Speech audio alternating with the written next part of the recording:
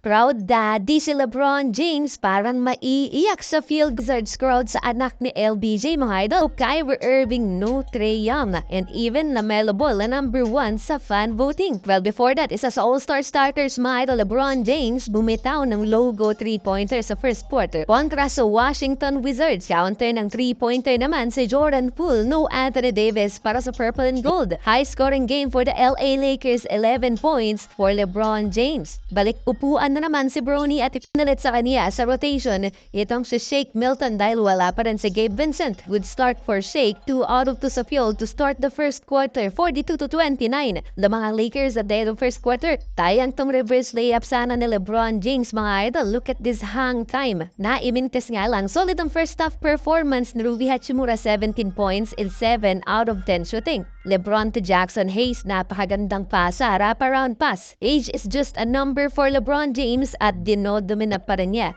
ang laro. 17 points, 9 assists sa first half si LBJ at walang naitalang turnover mga idol.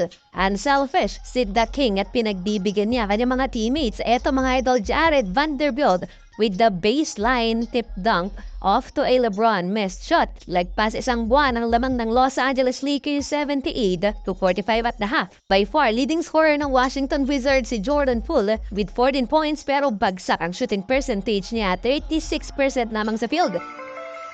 Third quarter, 3-on-1 LeBron James and 1 basket sabay flex mga idol. Tumulong pa si Jordan Poole. 20-point double-double na si LBJ but naman rookie yung nilagay na defender kay The King. No help defense, 20-point double-double na. Pinahiya naman ni Rui Hachimura si Jordan Poole. Sayang yung flop, hindi na ibenta sa official. Kumante ng corner 3-pointer si JP kay Hachimura. Pero eto malupit na sagot ni LeBron James dyan. Parang trend, another dunk. Parang home court lang ng Lakers at Washington sa dami na nagsi-cheer kay LBJ. Last 2 minutes ng third quarter at this point, nagsisigawan na ang crowd na ipasok si Bronny James. A 35-point Lakers lead at the end of third quarter, 105-70. Crowd favorite talaga si LeBron Jr. Pinasok na sa fourth quarter. Nakapag-steal kaagad si Bronny at sa kanyang unang drive, hindi tinamaan ng bakal. Mukhang pressured si Bronny sa NBA pero hindi sa G-League. Impressive game for Shake Milton, 18 points at nag-iisang minutes pa lamang. May nagkainitan pa at nagkasagutan. Gupit ng player na to mga idol, 18 minutes pa lamang sa court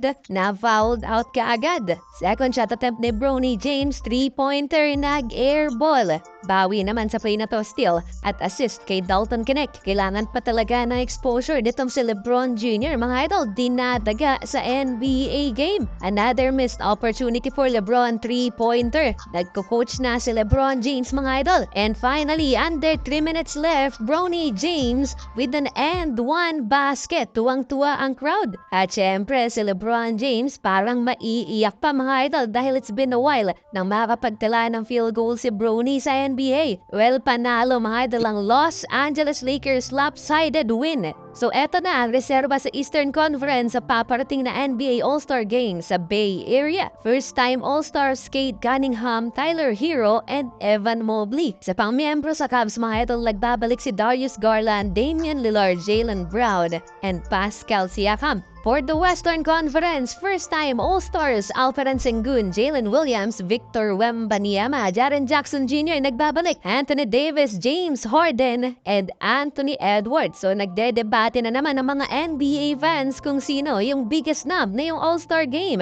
Andyan si Domantas Sabonis, ang rebound leader ngayong season. Maging ang assist leader na si Trae Young mga idol, wala din. Wala din sa listahan si Kyrie Irving at si Luka Doncic na marami nang naimintis na games ngayong season. Wala din si Devin Booker at si Norman Powell na currently ang leading scorer ng Clippers with an average of 24 points per game. At sa tingin ko kailangan nang i-abolish ang fan voting dahil itong si LaMelo Ball na number 1 sa botohan in terms of guards sa Eastern Conference na isnab din.